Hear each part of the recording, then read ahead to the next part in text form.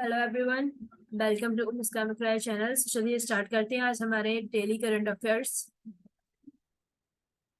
हमारी पहली न्यूज है disqualification from Lok Sabha. So recently Lakshadweep की जो एमपी है ना, उनका नाम है मोहम्मद फैजल। डिस्क्वालीफाई कर दिया गया उनको लोकसभा से from the second time this year. एक साल में उनको दूसरी बार उनको डिस्क्वालीफाई कर दिया गया एमपी को। लक्षद्वीप के एमपी है मोहम्मद फैजल। So, ये decision follow the Kerala High Court's refusal to suspend his conviction in a murder case where he was sentenced to a decade to rigorous imprisonment for attempting to murder. So, ये supreme Court ने बोला है कि reject कर दिया गया है और डिस्क्वालिफिकेशन को हाँ सही बोला गया। तो हम यहाँ पे देखते हैं कि एमपी या एमएलए की डिस्क्वालिफिकेशन फ्रॉम लोकसभा के लिए कौन कौन से रीजन हो सकते हैं और उसके डिस्क्रिप्शन भी देखेंगे कि क्या क्या हो सकते हैं किस बेसिस पर। सो कन्विक्शन, एक एमपी लॉस कर सकता है अपनी मेंबरशिप को अगर इफ क्राइम अगर वो कन्विक्टेड ऑफ क्राइम एंड 2 साल तक की उसको सजा हो जेल में, तो वो अपनी मेंबरशिप को लॉस आउट कर सकता है। और साथ में ही वो डिस्क्वालीफाई हो जाएंगे 6 years after the conviction unless the conviction order is suspended. Means अगर कोई पर्सन 2 साल तक की सजा है तो वो डिस्क्वालीफाई हो जाएगा अपनी मेंबरशिप से। और साथ में ही अगर 6 year तक वो और कन्विक्टेड रहता है तो वो 6 साल तक और चुनाव नहीं लड़ सकता है। और अगर उसका कन्विक्शन ऑर्डर सस्पेंड नहीं हो, if an MP elected as a defection, और दूसरा केस है डिफेक्शन। अगर कोई एमपी वन पॉलिटिकल पार्टी को ज्वाइन करके दूसरी पॉलिटिकल पार्टी के पास जाता है तो वो डिस्क्वालीफाई हो सकता है। पीसीजी जो ऑफिस ऑफ प्रॉफिट, अगर वो office of profit government of India यानी और या फिर स्टेट गवर्नमेंट के तहत रहता रखता है तो वो ही डिस्क्वालीफाई हो जाएगा। लेकिन कुछ ऑफिस ऐसे हैं जो को अलाउ करते हैं कि अगर ऑफिस ऑफ प्रॉफिट है तो आप उसमें कुछ नहीं कर सकते, जैसे पार्लियामेंट। जैसे कि आपका हुआ कोई गवर्नर का चेंज हो रहा है, स्पीकर का चेंज हो रहा है, डिप्टी स्पीकर का, तो इनमें डिस्क्वालिफिकेशन नहीं हो रही। Some office general parliament don't disqualify, जैसे मैंने बोला था पहले, जैसे आफ्टर इलेक्शन की ज्वाइनिंग करने के बाद भी डिस्क्वालीफाई नहीं हुई। सो 3 केसेस ऐसे इस आर्टिकल में बताया गया कि एक कन्विक्शन केसेस पर डिस्क्वालीफाई हो सकता है, एक डिफेक्शन के केसेस पर डिस्क्वालीफाई हो सकता है, और तीसरा ऑफिस ऑफ प्रॉफिट होल्ड करने के बेसिस पर डिस्क्वालीफाई हो सकता है। So, 3 आर्टिकल ऐसे हैं डिस्क्वालिफिकेशन फ्रॉम लोकसभा से। सो बढ़ते हैं अपने नेक्स्ट आर्टिकल की ओर। So article recently ED enforcement directorate से रिलेटेड है। सुप्रीम कोर्ट ने रिसेंटली बोला है कि जो इन्फोर्समेंट डायरेक्टर को अपना प्रूफ देना पड़ेगा कि अगर वो एक्यूज को अरेस्ट कर रहा है तो किस बिहाफ पर अरेस्ट कर रहा है, तो ग्राउंड ऑफ अरेस्ट बताने पड़ेंगे और फेयर एंड ट्रांसपेरेंटली उसको काम भी करना पड़ेगा। सो ये रूलिंग आई कि इसलिए क्योंकि एक प्ली गई थी पंकज बंसल एंड वर्षा बंसल की अगेंस्ट द ईडी, जिसमें उनको चार्ज किया गया था पीएमएलए के तहत ईडी द्वारा। सो उन्होंने बताया नहीं थी किस ग्राउंड पर उनको अरेस्ट किया जा रहा है। और साथ में कोर्ट ने क्रिटिसाइज किया कि ईडी की स्टाइल एंड फंक्शनिंग इलीगल बोला है कि कैसे कैसे आप काम कर रहे हो। It clarified the reading out the reason for arrest to the accused does not fulfil the legal requirements. मतलब आपने स्टेचुरी लीगल प्रोविजन के तहत आपने काम नहीं किया। तो चलिए इस इन्फोर्समेंट डायरेक्ट के बारे में पुलिस पॉइंट ऑफ व्यू से देख ले क्या क्या है। सो ये है मल्टी डिसिप्लिनरी ऑर्गेनाइजेशन जो केस को इन्वेस्टिगेट करता है मनी लॉन्ड्रिंग के केसेस पर, violation of foreign exchange laws के बेसिस पर। मल्टी डिसिप्लिनरी ऑर्गेनाइजेशन ये किसके तहत काम करता है? Department of revenue the ministry of finance के तहत काम करता है। दूसरी बात, ये स्टेचुरी बॉडी है नहीं है, फाइनेंस मिनिस्ट्री के तहत काम करता है। ये स्टार्ट फाउंड हुई थी 1956 में एज एनफोर्समेंट यूनिट। इसमें बाद में इसका नाम एनफोर्समेंट डायरेक्टरेट 1957 में रख दिया गया था। इसके हेडक्वार्टर दिल्ली में है और 5 रीजनल ऑफिसेस भी है जो कि मुंबई, चेन्नई, चंडीगढ़, कोलकाता एंड दिल्ली में है। दिल्ली, कोलकाता, चंडीगढ़, चेन्नई एंड मुंबई। इसके साथ ही 10 जोनल ऑफिस भी है। 11 ये सब जानने की जरूरत नहीं है, बस आपको ये देखना है कि इसका हेडक्वार्टर कहाँ दिल्ली में है। 5 रीजनल ऑफिसेस जो हाईलाइटेड है। और रिक्रूटमेंट डायरेक्टली होता है जो आईआरएस आईपीएस आईएएस ऑफिसर होते हैं उनके थ्रू। पहले इसका टेन्योर 2 साल तक का था लेकिन अब इसको 5 साल के लिए बढ़ा दिया गया है। और ये किस किस फील्ड में काम करता है? सो ये prevention of money laundering act के तहत काम करता है, फ्यूजिटिव इकोनॉमिक ऑफेंडर्स एक्ट के तहत काम करता है, फीमा फॉरेन एक्सचेंज मैनेजमेंट एक्ट के तहत काम करता है। इसमें पावर इसको है सीज एंड सर्च के पावर है पीएमएलए के तहत, और इसमें कुछ पावर इसको फेमा के तहत भी मिले हैं। और एक इम्पोर्टेंट बात आपको यहाँ पे ध्यान रखनी होगी कि इन्फोर्समेंट डायरेक्टरेट कोई भी अपनी तरफ से कोई एक्शन नहीं ले सकता है, ये भी इन्वेस्टिगेशन भी नहीं कर सकता है अगर जब तक उसको कंप्लेंट ना मिले कोई दूसरी एजेंसी के द्वारा या फिर कोई पुलिस के द्वारा कि हाँ हमारा सपोर्ट कीजिए, तभी वो एक्शन ले सकता है। सो इसमें आपको दो तीन बातें ध्यान रखनी होगी। पहली बात तो ये स्टेचुटरी बॉडी है नहीं है, ये किस मिनिस्ट्री के तहत आती है? मिनिस्ट्री ऑफ फाइनेंस के तहत आती है। इसका हेडक्वार्टर 1956 में है, सॉरी इसका ये फॉर्म हुई थी 1956 में, इसका हेडक्वार्टर दिल्ली में है। मुंबई, चेन्नई, चंडीगढ़, कोलकाता, दिल्ली इसके रीजनल ऑफिसेस हैं। बस इसको पावर मिलती है पीएमएलए, फेमा और फ्यूजिटिव इकोनॉमिक ऑफेंडर एक्ट के तहत। इसका टेन्योर 2 साल से 5 साल बढ़ा दिया गया। सो ये prelims point of view, mains point of view से भी न्यूज काफी अच्छी है। तो बढ़ते हैं नेक्स्ट आर्टिकल की ओर। सो ये है रिसेंटली टर्मरिक बोर्ड के बारे में।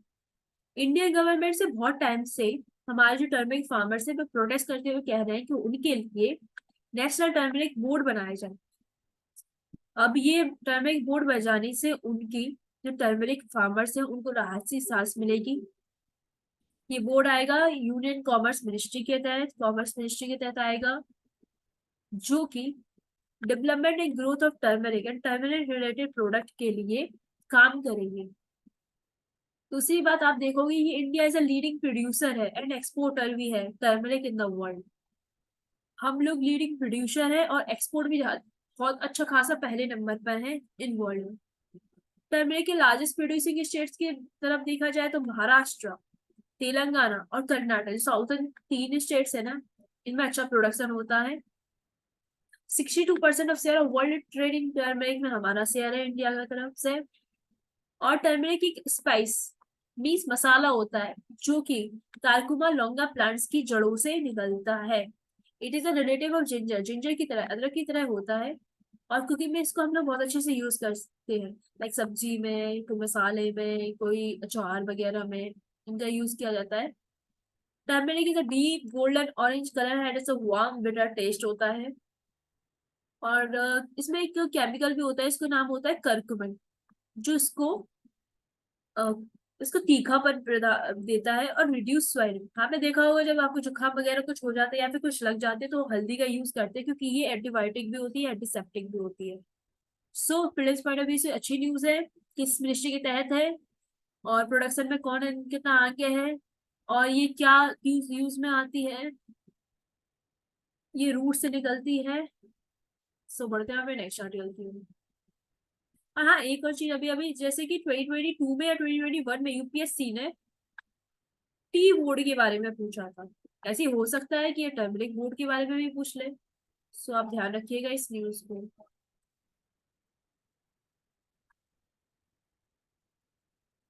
सो बढ़ते हैं अपने नेक्स्ट आर्टिकल की ओर।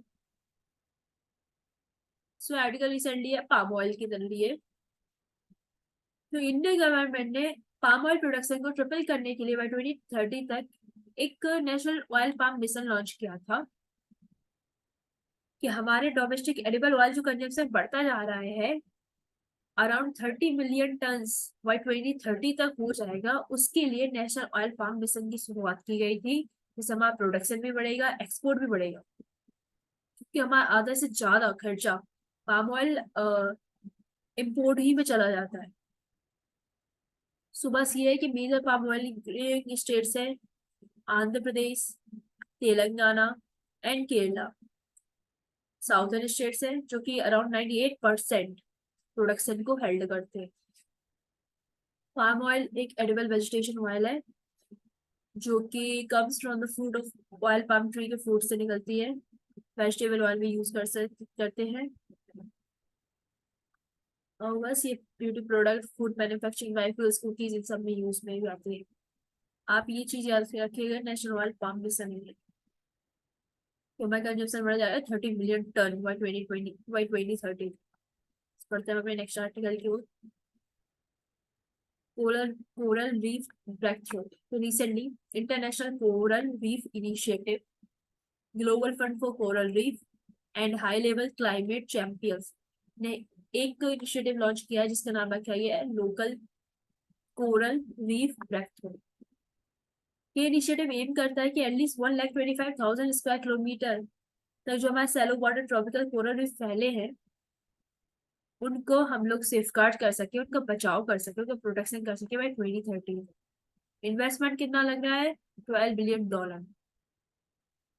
4 एक्शन प्लान होंगे। Mitigate local driver of loss, जो हो रहा है लोकल ड्राइवर्स की तरफ से मीन्स कोस्टल डेवलपमेंट की वजह से, पॉल्यूशन की वजह से और ओवर फिशिंग, इनकी वजह से जो प्रॉब्लम हो रही है उसको टैकल करना, एरिया को डबल करना, रिस्टोरेशन एफर्ट पर डालना, इन्वेस्टमेंट लगाना। अब कोरल रीफ होते क्या है? कोरल रीफ होते हैं कॉलोनीज होती हैं जो टिनी कोरल की बनी होती है जिनको बोलते हैं पॉलिप्स। जिस पॉलिप्स मिल मिलकर कोरल रीफ बनाते हैं। ये मैराइन इनवर्टिब्रेट्स होते हैं, मीन्स इनमें कोई हड्डी या बैकबोन नहीं पाई जाती, इसलिए वो जहाँ रहते हैं वहीं डले रहते हैं। और ये बनते हैं कैल्शियम कार्बोनेट से, मीनिंग ये सेशाइल्स होते हैं, इसकी वजह they are permanently fixed in one place. मैंने बताया इनवर्टिब्रेट्स होते हैं तो चलने फिरने का कुछ होता ही नहीं है। और इसमें ये डिफरेंशिएट भी बताया है कि कोरल रीफ्स, कोरल पॉलिसी होने होते हैं, ये दो तरह के होते हैं, हार्ड और सॉफ्ट। इनको रेन फॉरेस्ट ऑफ द सी भी बोलते हैं। ये 25% of all non marine species को कवर करते हैं, इसलिए इनको रेन फॉरेस्ट ऑफ द सी बोलते हैं। बढ़ते हैं नेक्स्ट ये प्लेस पॉइंट ऑफ व्यू से ज्यादा अच्छी न्यूज है कि ये किसने लॉन्च किया इनिशिएटिव, इकोलॉजी में पूछ सकते हो कैसे। चलिए बढ़ते हैं अपने नेक्स्ट आर्टिकल की ओर। So recently 120 river dolphin in tributary of Amazon river में डेथ हो गई है। और इसका रीजन बताया जा रहा है ड्रॉट का और हाई टेम्परेचर। सो अमेजन रिवर की जो ट्रिब्यूटरी है वहां पर अमेजन रिवर डॉल्फिन की 120 डेथ हो गई। रीजन बताया जा रहा है ड्रॉट को, हाई टेम्परेचर को, ये सब। अब अमेजन रिवर डॉल्फिन, इनका साइंटिफिक नाम है इनिया जियोफ्रेनेसिस। स्पीसीज होती है टूथ व्हेल भी बोलते हैं। रेन फॉरेस्ट रिवर में पाई जाती है, साउथ अमेरिका। इनका नाम है बोटो ब्यूफो और पिंक रिवर डॉल्फिन भी बोलते हैं। कलर में आप देख सकते हो पिंक किस कलर की है ये। तो इनका दूसरे नाम है बोटो ब्यूफो और pink river. Known for the striking pink colour and unique freshwater species है ये, ध्यान रखना। और वल्नरेबिलिटी के due to slow reproductive cycles. बस आपको ये ध्यान रखना है कहाँ पाई जाती है, क्या नाम है और किस किस बेसिस पर इनकी डेथ को, ये तो पूछ सकती हूँ कि हाँ ये वल्नरेबल कंडीशन में भी है, इकोलॉजी पॉइंट ऑफ व्यू से पूछ सकती है। बढ़ते हैं नेक्स्ट आर्टिकल की ओर। आर्टिकल में लास्ट आर्टिकल है मैपिंग सेक्शन से। सो आर्मेनिया, आर्मेनिया ने रिसेंटली आर्मेनिया के पार्लियामेंट ने इंटरनेशनल क्रिमिनल कोर्ट का दरवाजा खटखटाया क्योंकि वो इसको ज्वाइन करना चाहती है। अब ऐसा क्यों हुआ? रिसेंटली आपको बताइए अर्मेनिया अजरबैजान का नौगोर्नो कराबाख किस केसेस पर लड़ाई झगड़ा होती रहती है और दोनों ही रशिया की कॉलोनीज रह चुकी है, भी स्पार्ट थी। तो इसलिए जब अजरबैजान के तहत नौगोर्नो कराबाख आया तो अर्मेनिया के हाथ कुछ नहीं लगा, इसलिए उसने आईसीसी का दरवाजा खटखटाया। तो उसको कुछ सपोर्ट तो मिला क्योंकि रशिया की तरफ से उसको सपोर्ट नहीं मिल रहा है, इसलिए उसके रशिया से रिश्ते खराब हो रहे हैं। और आपको पता ही है रिसेंटली आईसीसी नहीं, रशियन प्रेसिडेंट के अरेस्ट वारंट साइन किया था क्योंकि वो यूक्रेन पर इन्वेजन कर रहे थे।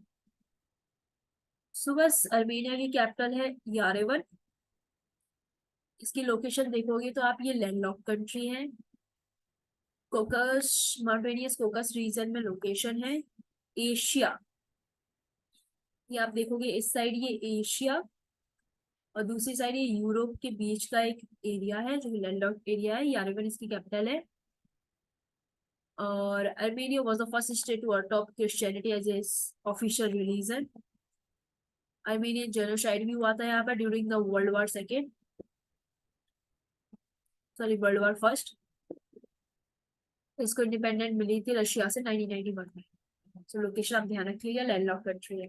सो थैंक यू। अगर आपको मेरा ये क्लिप्स डेली करंट अफेयर्स का न्यूज एनालिसिस अच्छा लगता हो तो सब्सक्राइब कीजिएगा, कमेंट करें, लाइक करें, शेयर करें।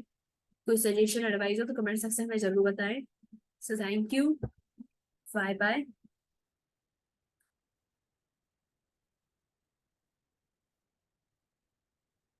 Keep supporting, bye.